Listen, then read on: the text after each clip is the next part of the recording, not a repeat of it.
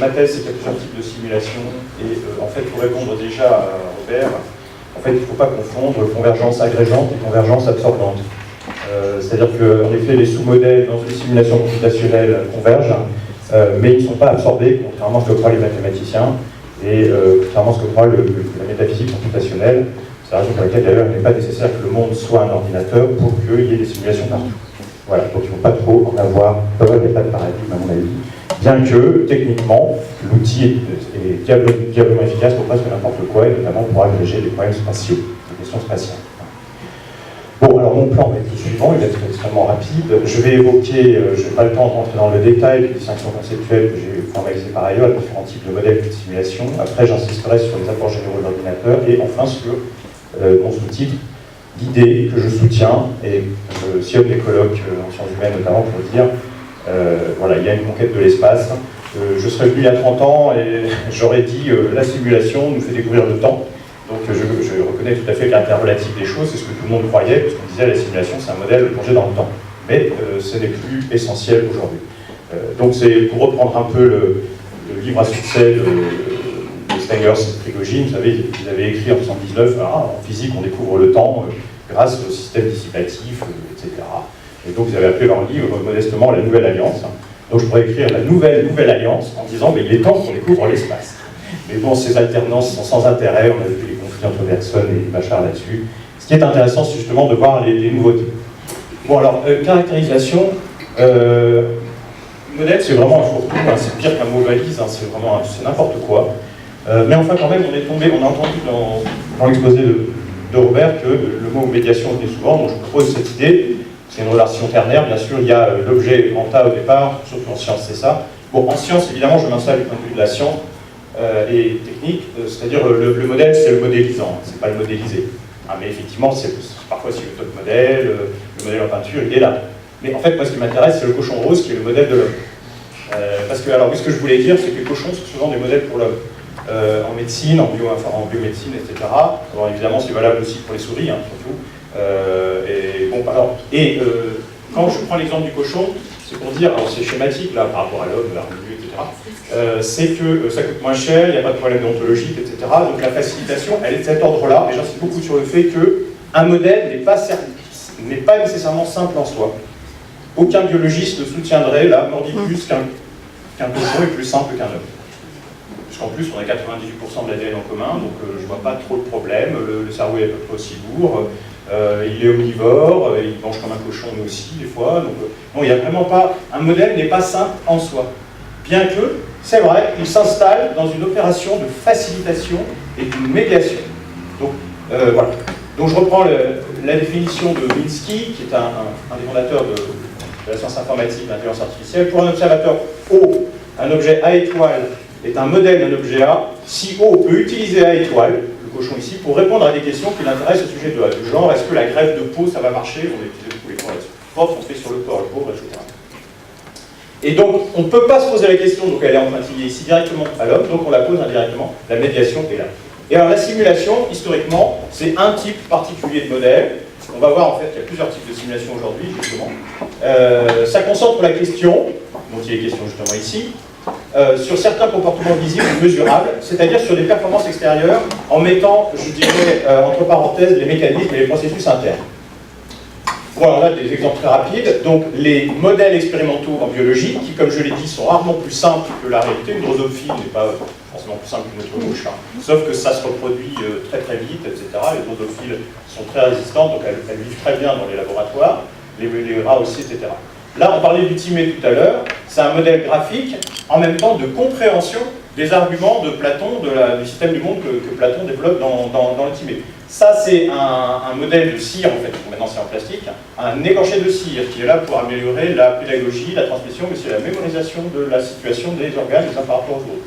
Là, c'est un modèle déjà un peu plus élaboré, abstrait, qui représente quand même à la fois de manière iconique de l'espace par de l'espace, mais tout le reste c'est conceptuel, c'est le modèle de Bohr, tant critiqué par Bachelard. Bon, en même temps, Bachelard a montré son caractère important, mais il dit en gros, tout mon modèle est un modèle nié, est un modèle qui doit être, au fond, dialectisé, et le modèle de Bohr est paradigmatique des modèles que Bachelard entend bien nier pour montrer que la science progresse en niant ces modèles. En chimie également, il y a des modèles, là c'est des modèles de relations covalentes, on sait très bien maintenant avec la chimie quantique qu'on ne peut pas se situer comme ça aussi facilement, c'est juste les probabilités de présence ici qui sont situées. Là, c'est un cas, parmi tout ça, unique de simulation. C'est-à-dire, quand vous êtes à l'école primaire, vous faites des simulations de volcans, et pas des modèles. Au sens où vous utilisez du bicarbonate pour représenter, donc vous utilisez des réactions chimiques pour représenter quelque chose qui n'a rien à voir avec des relations chimiques. Il y a un peu de chimie dans les vrais volcans, mais en réalité, donc, c'est uniquement en fonction pédagogique, c'est-à-dire le caractère surfacique, la simple surface, c'est l'observation qui va impressionner l'enfant, c'est pas du tout la compréhension du processus. Donc c'est une simulation, c'est pour ça qu'on dit que les premières simulations, c'est aussi ce type d'usage. Et puis, il y a eu un grand changement, dont Duhem d'ailleurs témoigne, et de manière un peu réactive quand même à son époque, qui est que le mot modèle est bizarrement employé par Hertz et puis ensuite Maxwell pour désigner, alors c'est presque un oxymore, des lois mathématiques. Alors que normalement, en mathématiques, on ne fait pas de la modélisation, le modèle réduit était utilisé dans les pratiques d'ingénieurs depuis l'Antiquité, bien entendu. Mais on finit par appeler modèle des choses qu'avant on appelait des lois. Par exemple, le modèle d'allométrie, c'est-à-dire de croissance, si vous prenez une représentation double logarithmique, en gros, votre cœur va croître de manière linéaire par rapport à votre croissance générale. Ce qui n'est pas le cas du cerveau, enfin, c'est pas le même coefficient, mais on retrouve à peu près quand même un coefficient linéaire aussi. Ça, c'est les croissances logistiques, alors qu'on retrouve absolument partout, c'est-à-dire que dès qu'un phénomène apparaît, même dans un phénomène de diffusion de mode, par exemple, il y a des adopteurs très vite, et hop, ça se passe d'un moment. Alors c'est pareil pour la croissance de n'importe quoi, en fait. Alors, c'est un modèle de croissance. Alors, c'est un modèle parce qu'en fait, c'est pas une théorie. Ça repose sur des considérations populationnelles qu'on ne représente pas.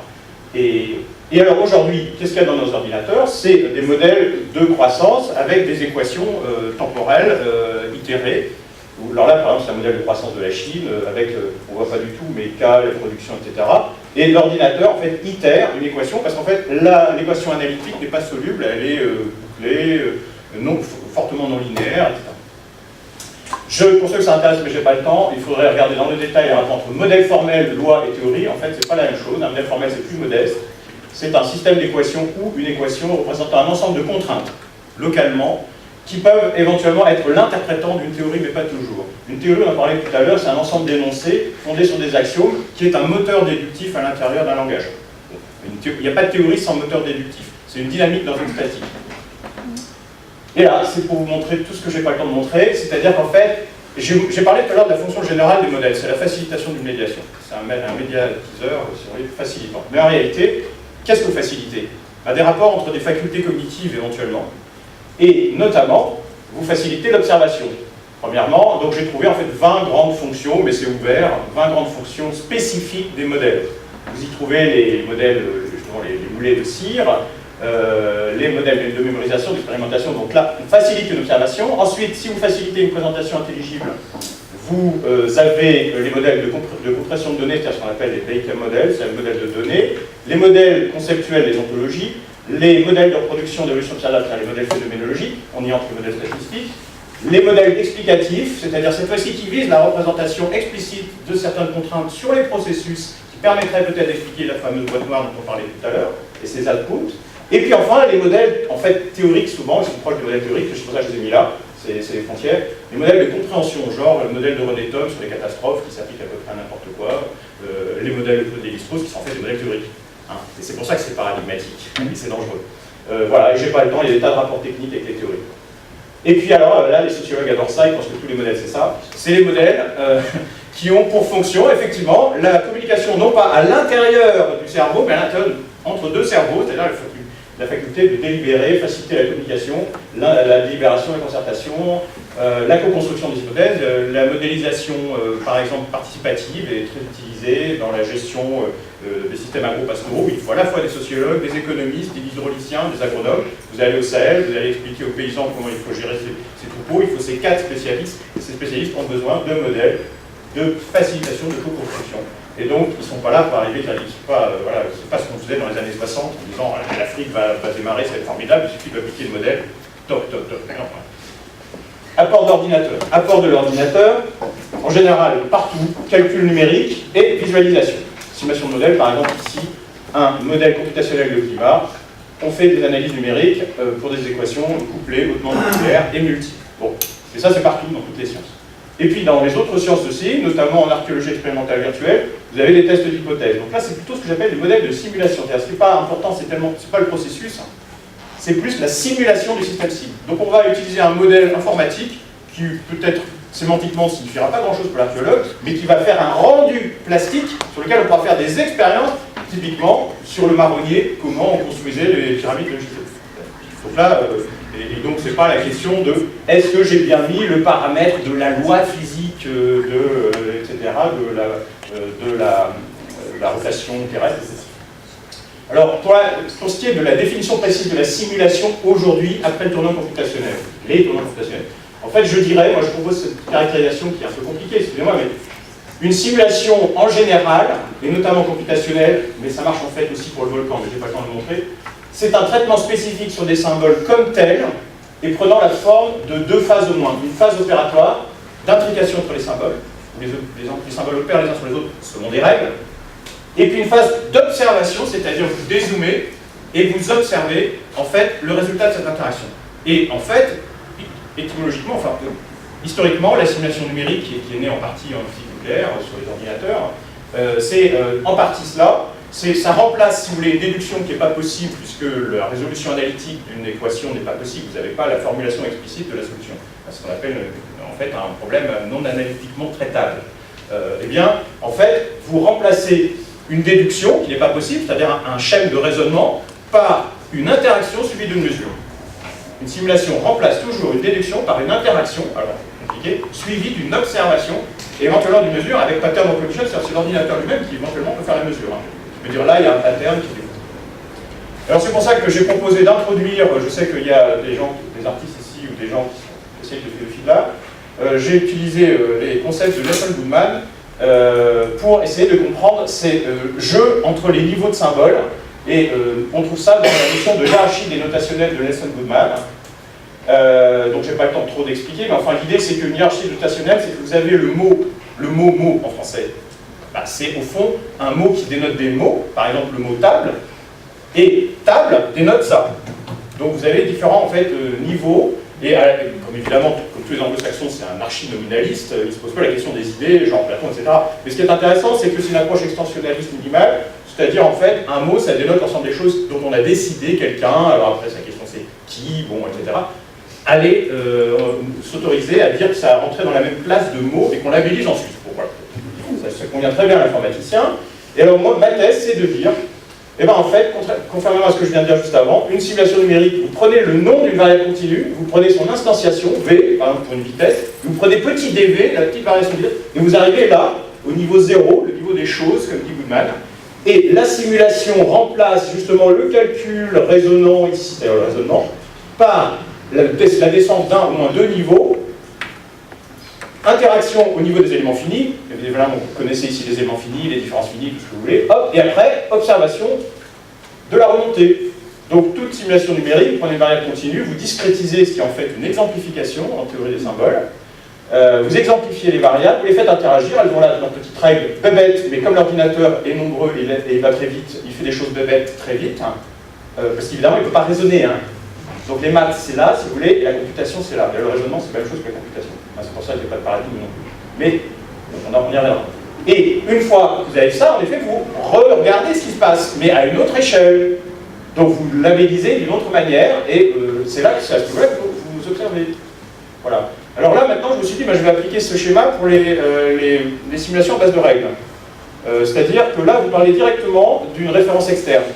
Vous ne discrétisez pas, puisque, en fait, vos règles sont souvent iconiques, du genre les systèmes à agents, les gens qui font de la sociologie computationnelle, par exemple, style Boudon, l'agent, il va optimiser son utilité, voilà, option libérale, si vous voulez, hein.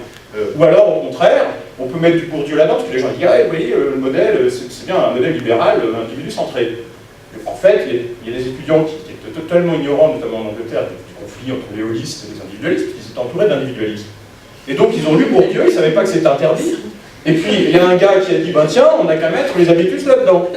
Et ça marche très très bien aussi. Et alors, vous avez aujourd'hui des modèles de simulation où il y a à la fois, effectivement, optimisation de son petit plaisir, genre utilitariste anglo-saxon classique.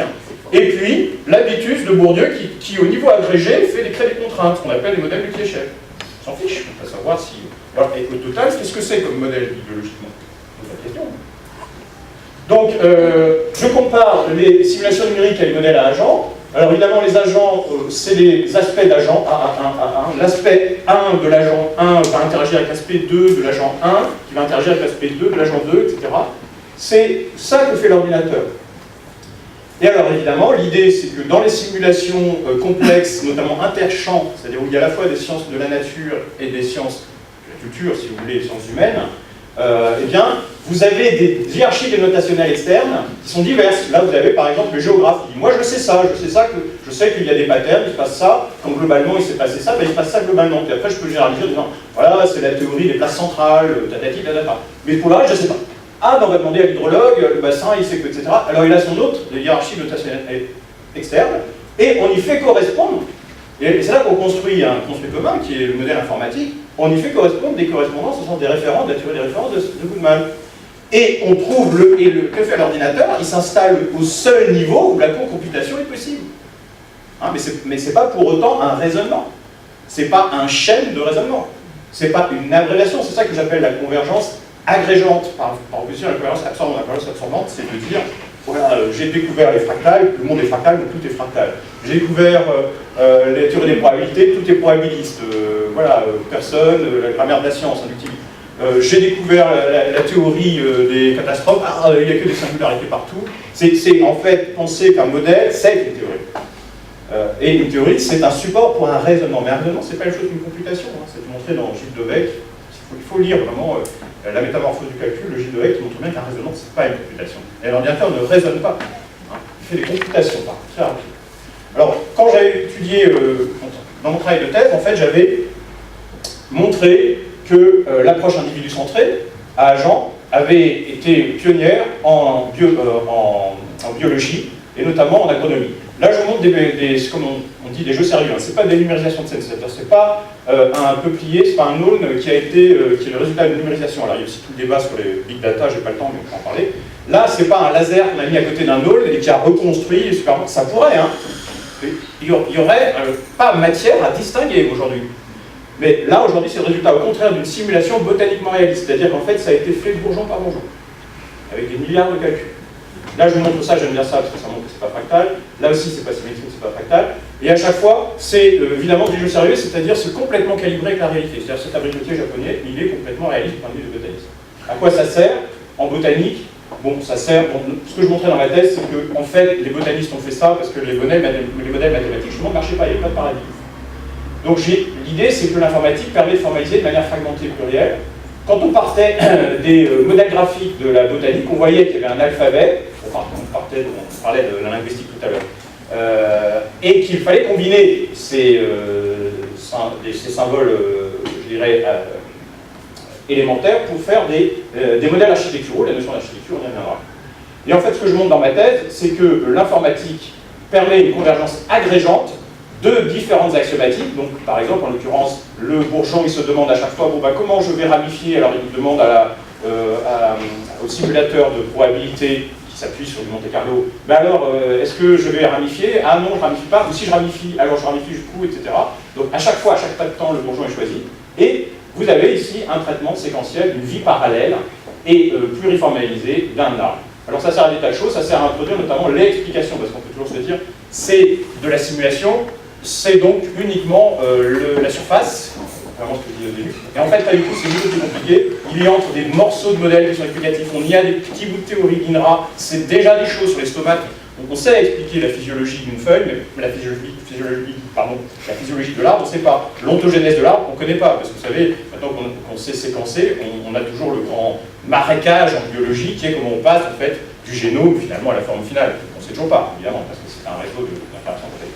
Et alors ça permet d'anticiper de manière semi-explicative, semi-descriptive. Et donc ils vendent ça à des urbanistes. Par exemple, ils sont capables de dire votre peuplier, si vous l'installez là, sachant que vous allez faire ce bâtiment, alors à cause de l'ombre, il sera comme ça.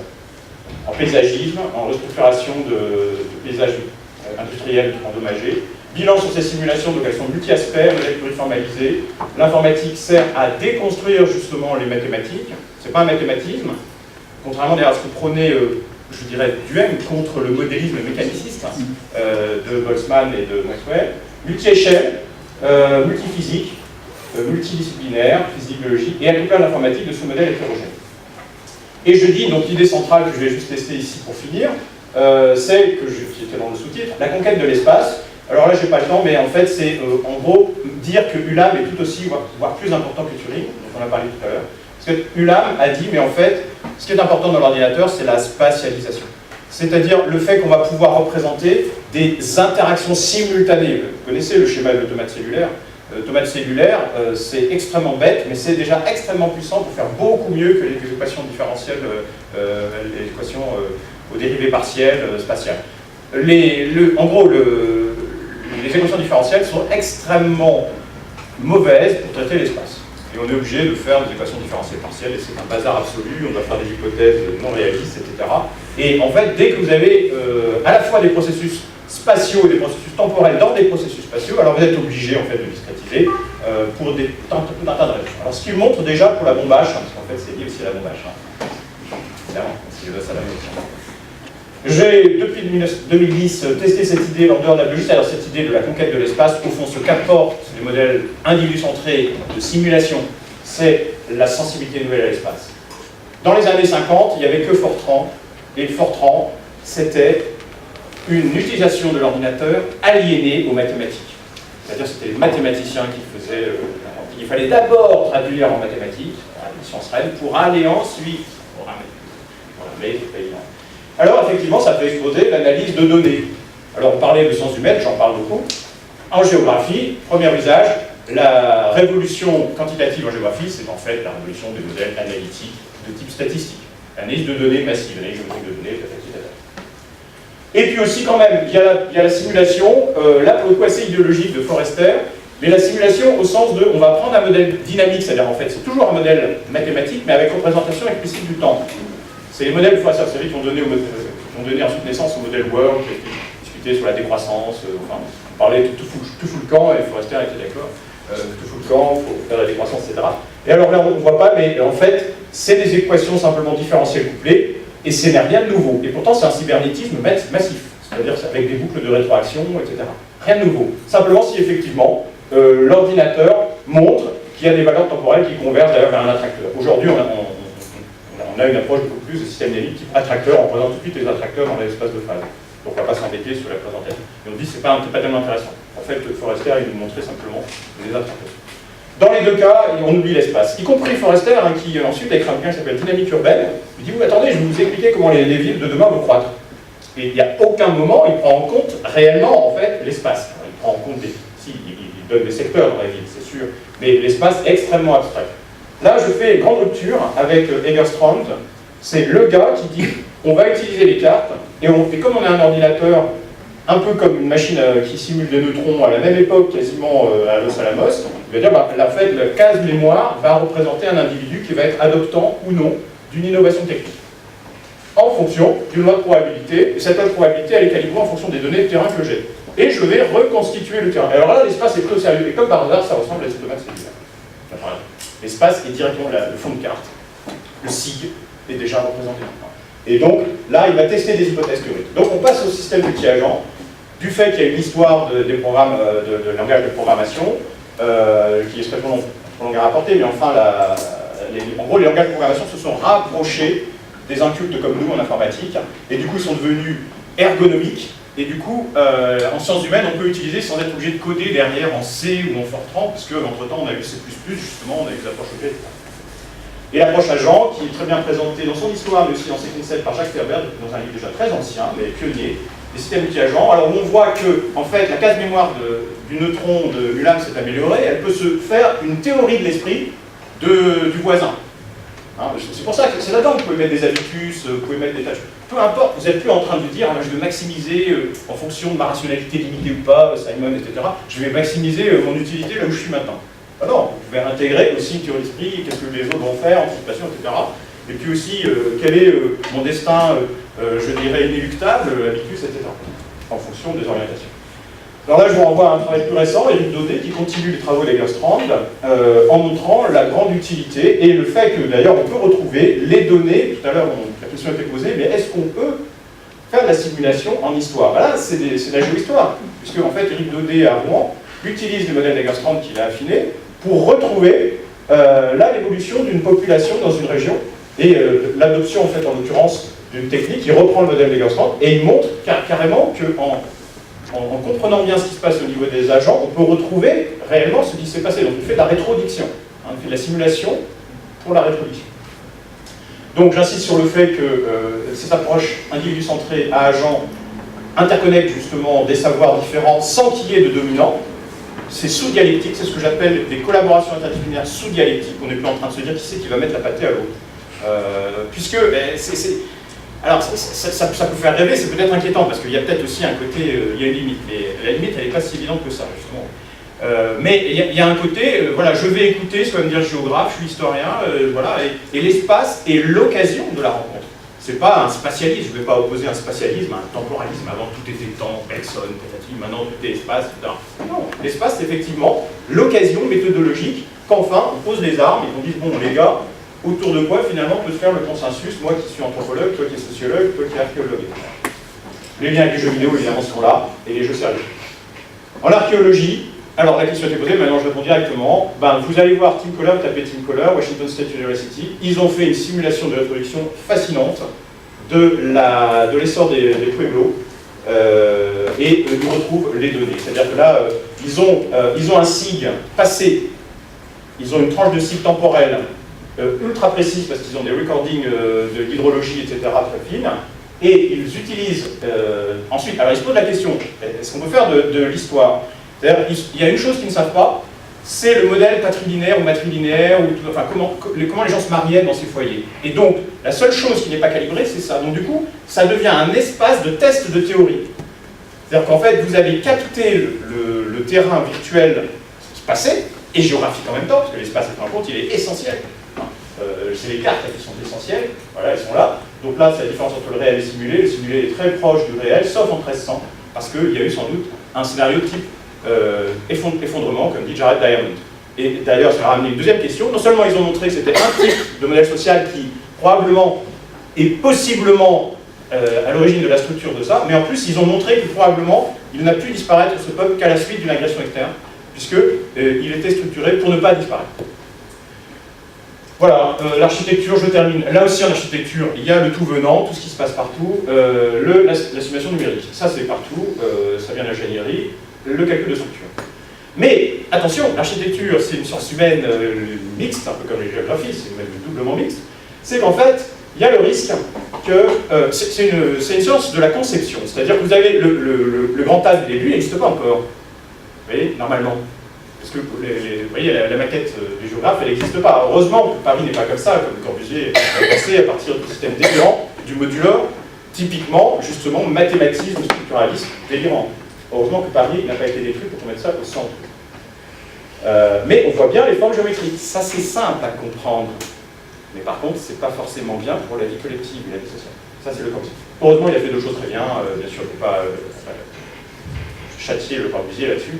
Mais enfin, quand même, il y a cette idée que, alors non seulement, évidemment, alors l'idéologie, qu'est-ce que c'est? C'est qu'on oublie le modèle qui est pourtant là, c'est-à-dire le modélisé, et on plaque le modélisant dessus, on ne voit plus que le modélisant dans le modélisé, ça c'est l'idéologie classique, hein, c'est la surimposition normative.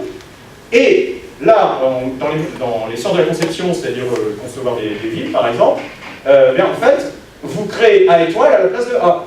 L'imposition est prescriptive, le modèle devient prescriptif.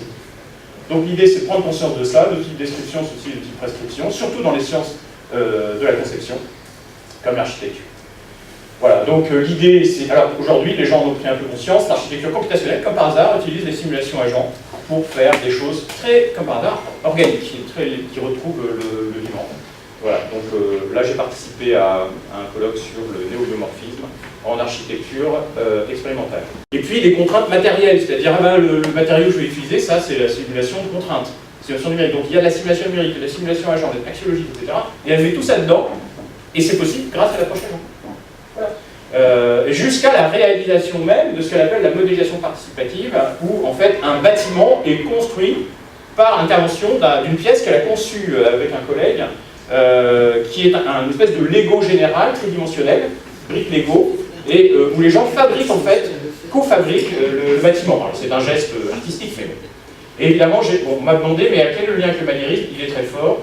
Le maniérisme, en fait, c'est un peu la même chose. On va représenter non pas le vivant en tant que tel, mais le processus même du vivant. Le biomimétisme est processuel, et j'insiste beaucoup là-dessus, je n'ai pas le temps d'en parler. Conclusion. L'ordinateur a occasionné plusieurs sauts quantitatifs et qualitatifs, on l'a vu, on dans le détail. Mais surtout, j'ai insisté ici sur le saut qualitatif majeur. Les modèles de simulation à base pluriformalisée permettent au SHS de conquérir l'espace réellement, sérieusement. C'est-à-dire de formaliser l'espace, d'expérimenter sur lui par substitution, en tout cas dans sa capacité même à intégrer d'autres données. C'est une avancée technique qui libère et fait avancer aussi l'épistémologie, donc c'est ça qui m'intéresse. C'est-à-dire que j'utilise l'épistémologie pour sa propre auto-analyse, si je puis dire. Il faut prôner une connaissance, une psychanalyse de la connaissance épistémologique. Bachelard disait l'histoire des sciences est une psychanalyse de la connaissance objective. C'est-à-dire que les gens en fait sont sans cesse en train de dépister justement, de dessouder le modèle familier, le plaquage dangereux. Et en fait, le vrai scientifique, c'est celui qui va dessouder le modèle familier, trop familier, du scientifique précédent. Moi, je dis, à un niveau méta, on a besoin d'épistémologues qui vont dessouder les épistémologies, et notamment les épistémologies à l'œuvre inconsciemment dans les sciences. Donc la philosophie doit intervenir dans les sciences, intervenir au sens d'Althusser, la philosophie de triste mémoire, de système de mémoire, parce qu'il pensait qu'il y avait deux sciences, la bonne et la mauvaise, la science bourgeoise, etc. Donc c'était un peu schématique, on va revenir là-dessus. Mais je suis d'accord en revanche pour dire qu'il faut intervenir, mais intervenir pour enseigner la distinction, pour enseigner la richesse. C'est une avancée technique qui permet de renforcer l'interprétation critique du pouvoir de prescription des modèles pour les sciences de la conception. Voilà. Et en épistémologie, ça permet de se garder de nouveaux anthropomorphismes. Très souvent, dès qu'il y a une nouvelle technique, il y a des gens qui disent « Ah, on va appliquer la sémiotique à ça. Ah, on va appliquer la linguistique à ça. Ah, c'est un autre média, et ben on va appliquer la science des médias qu'on a déjà. » Donc, c'est ce que j'appelle les anthropomorphismes. C'est-à-dire, en fait, utiliser le fait qu'on a déjà des techniques qui sont donc, on a parlé de Laura Gourand tout à l'heure, qui sont donc des extensions, d'une certaine manière, de l'Homo sapiens, pour comprendre des choses inédites. Je dis, c'est un anthropomorphisme, c'est pas mieux qu'Aristote. Donc, attention, on plaque une grille interprétative adaptée à des objets de techniques humaines préexistantes sur des techniques qui se trouvent être nouvelles ou sous de nouveaux systèmes de symboles. Par exemple, un type de mathématiques, j'y adjoins aussi bien les mathématiques que les sémiotismes ou le langage humain ordinaire, par exemple le pragmatisme qui dit ah, un modèle c'est un jeu de langage. C'est un langage, bien, c'est pas faux, mais ou l'écriture. Une simulation, c'est une nouvelle écriture. Bon, oui et non, il y a aussi d'autres choses. C'est plus qu'une écriture. Et ouvrons-nous à la fraîcheur de la nouveauté. N'ayons pas peur d'innover également en épistémologie appliquée. Merci de votre attention.